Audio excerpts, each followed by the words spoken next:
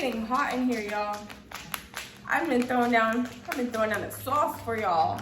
Shawty was going legit. Shawty was going legit. Yeah, I'm supporting the shit. This is y'all, so in this video, I'll be kind of just letting you guys know how I started my lash journey and how you can also start lashing. I did start lashing in college. So I was a broke college student. I didn't have no money. I didn't have no money to buy a class. I didn't have no money to go buy a lot of these fancy equipment stuff. So when I first started, this is just everything I did, and that helped me create the business I have now.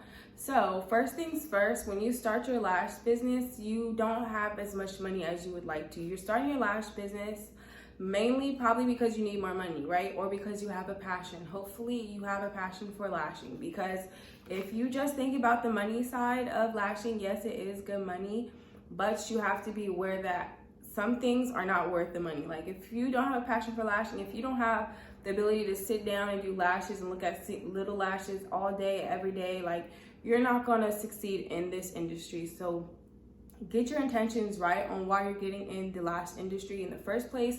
If it's about money, I have something to tell you. It might not work out for you. The money is good, but like I said, your back's gonna start hurting, your ass is gonna start hurting, your head's gonna hurt, you're gonna have to deal with bitchy clients, you're gonna have to deal with a lot of things that you probably weren't putting up with before. And when you first start off, you are going to have cheaper prices just because you're starting off. You can't offer a luxury service if you're not at a luxury level yet, right? Okay. So from there, I want you guys to keep this in mind, that you have to start somewhere though in order to get to a proficient level. So keep that in mind throughout your journey, right? I do recommend that you find a reason on why you're lashing. Like, what's the reason you're lashing? I lash because I love like people's expression after I do a lash set on them. They get so happy and they just feel like the baddest bitches, and I love that feeling that it gives me, because I'm like, dang, I did that set. Dang, I caused that emotion for that person. Like, I love that feeling. So I know when I first started, I used to really be like hyping my girls up after all their sets, and I would forget to ask them to pay me. Like, not ask them, but if, you know, we were having a good little conversation, I'm not like holding my hand out like, pay me, you know what I mean? So first things first, what you'll need a list of materials. So I want you guys to go ahead and get your little piece of paper right now and just write down this list that I'm gonna give y'all. So first things first, you need a bed to lash on. You can get a lash bed or a massage bed from Amazon, AliExpress. You can go on Facebook Market if somebody's selling it in your area. You can go on it, and you can kind of get a lash bed from anywhere. It's a massage bed, so you can probably find it on a lot of websites. It's just a lash bed, so it's not the comfortablest. So for my lash bed, I did put a mattress topper on it. It's a twin size for like college beds, as well as a Tempur-Pedic, and then another mattress topper on top of a Tempur-Pedic pillow. So you are going to have to invest in the comfortability of the bed for your clients. I know they have lash recliners right now, but me personally, I don't like lash recliners because it's not comfortable for me. And I need, you know, when you're lashing on a bed, you're going to have your tray right here, the head right here, and your arm right here. You want your arms to rest on the bed in order for you to be comfortable the entire time you're doing lashes. Because if you're not able to get comfortable in a recliner that's like halfway like this, and the person's head's in the middle, and then it's making the bed or the recliner sink like that, you're not gonna be that comfortable. And I lashed on a recliner one time and I just knew it wasn't for me. I know it's comfortable for my clients, but you can make a lash bed comfortable for your clients as well. I've never had any complaints unless you have a big butt. Then a lot of my clients with big booties and little waists, they do complain a little bit because they're laying on, like, you know, they have all this space in between their back as they're laying on the bed. But you can always add stuff to your lash bed to make it more comfortable. So you need your lash bed, you need a ring light. You can get your ring light from Amazon. You can honestly get a ring light from anywhere, Temu, TikTok Shop. There's so many outlets and wholesale vendors now where you can get everything for a cheaper side. You will need some tweezers. Tweezers, it's kind of a hit or miss when it comes to tweezers because there's so many out there. I do recommend for first timers to try fiber tip tweezers. I personally love fiber tip tweezers. I have a couple of them. I have so many tweezers, y'all. And please make sure to have so many tweezers, because if you drop a tweezer, if you accidentally like slip one and it accidentally hits one of your lash trays or something and it bends, you're done. Like, you're not gonna be able to use those tweezers anymore throughout your set. So please make sure to have spare tweezers on you, because you don't want to drop your tweezers while you're doing lashes and you pick them back up, you clean them off, and you can't use them no more because they're so bent that it's not even picking up the lashes, right? Curved tweezers as well for my isolation tweezers. They're straight tweezers. You honestly just have to kind of feel around what tweezers work for you, right? So when it comes to glue, primer, and bonder, as well as lash baths, I recommend using all of the same brands. So as a beginner, the brands I used were from Amazon, but I always had really good retention. Like, that's honestly how I started building up my clients when I first started. Some of my sets weren't always the best, they weren't always even, but I had really good retention, and a lot of my clients weren't experiencing chemical burns as well. That was another thing. I did have some clients who had chemical burns because I was starting off. I was using too much glue at one point. I also was taking people's eyes too far back at one point. Everything I had to learn by myself, I'm teaching you guys now. I did use the same glue, and I will actually be linking the glue I used as a beginner right here on the page, or even in the description box. It's going to be Stacy Lash Glue and primer. I use those two together. Perfect for beginners. It's cheap. I think it's like under $20. They have beginner glue, they have advanced glue.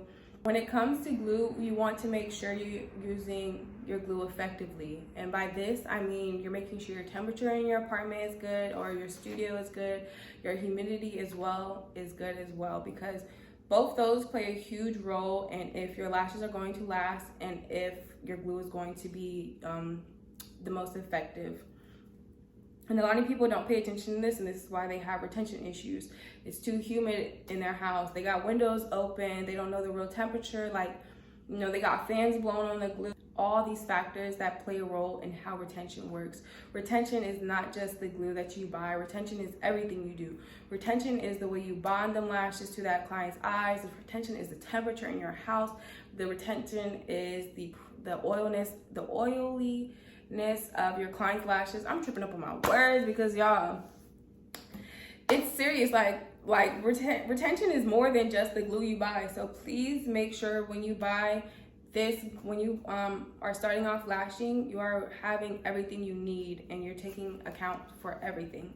Like, I was a beginner lash tech and I was researching. Like, I made sure my AC was on when it was too hot. I made sure I had a little dehumidifier in my house. I had a humidifier in my house. Like, I'm talking about everything was going. Okay, AC, little humidifier flying up in the air, like everything. And then you also want to get one of these, which will read your temperature in your house for you and your humidity levels, so you can keep this next to you on your lash cart.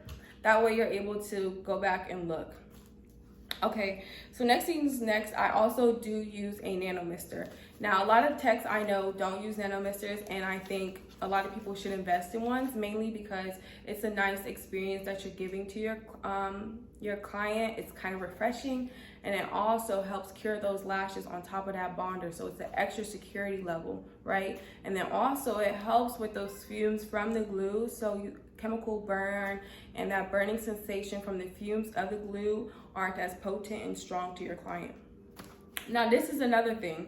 Let me tell y'all, this is another thing. So a lot of clients think that their eyes are burning because they have glue inside their eyes, right? That is not the case. The reason why your client's eyes are burning is because the fumes from the glue are attracted to a water source. So if your client's eyes are taped up and they're taped up way too far and the whites of their eyes are showing, it's going to burn their eyes.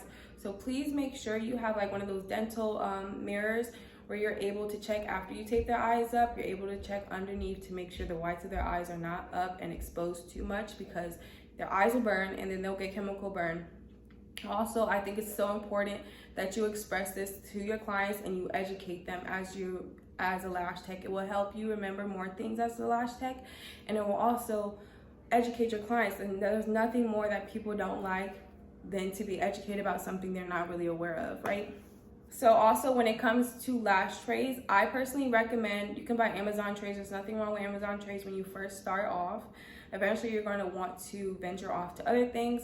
But I personally recommend buying your trays wholesale. When I say wholesale, go on AliExpress, go on Alibaba, go on all these websites where they have vendors, because vendors are always going to be cheaper than going on Amazon and buying these products, right? You can go on wholesale websites and buy everything in a bulk. Your lash brushes, you can buy your nano brushes, you can buy your tape, you can buy your iPads, you can buy all these things, all your lash supplies on AliExpress or the wholesale vendor websites for literally dirt cheap, and you can get so much.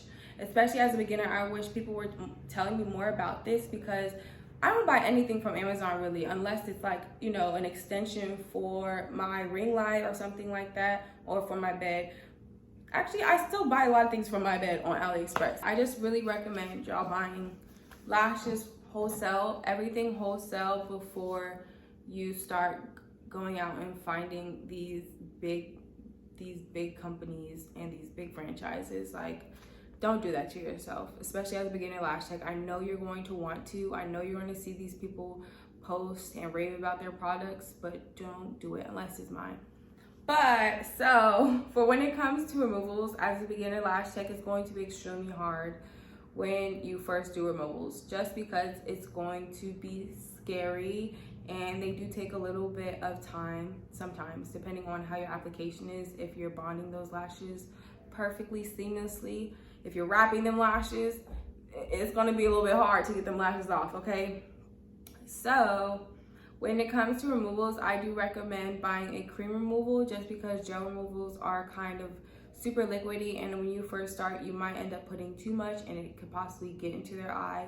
So you want to keep in mind that the comfortability of the client as well, always. So in that case, I do recommend getting a cream remover, which is less mess, less to clean up, and it's pretty thick. So you can always get that from AliExpress as well. This is also another thing y'all want to keep in mind when buying your lash trays. I would recommend buying them in like lengths that you only need. So like 10s, 12s, 14s, 16s. With these lengths, you can create every single style. You can create doll eye, cat eye, open eye. You can do a lot of different mixtured lengths with this. You can also do wispies. You can even incorporate some 20s, 22s in there. Me personally, I buy all my trays in 2s. So I do even numbers only. I only buy 10s, 12s, 14s, 16s, 18s, 20s, 22s, 24s. You get it? I used to do 15s, 17s, 19s when I first started, but I just transitioned to even numbers. I don't know why. I don't really remember why. But ever since then, I've started out with 15s, 16s, 17s, and 19s. And that created a cat eye look for me. And also doll eye. I didn't really do wispies back then, but if I wanted to, I could have threw in some 20s, 21s, 22s to incorporate it. Now, when it comes to creating wispy sets, you will want to have, you know, mixed lengths. So you can get like a mixed tray full of mixed lengths, but I do just recommend getting a set amount of lengths. That way you are aware of what lengths you're using for everybody's set, and you come up with your own styles. So that way you have like a volume style, wispy style, and a hybrid style, a natural style, and you offer those 4 types, and you know each length you used in each set, right? And that way you can also keep track in a little book, a notebook.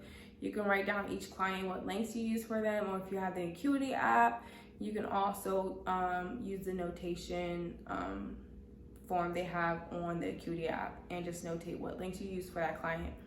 Or like how I do it, I have a set amount of lengths that I use for each set. I used to.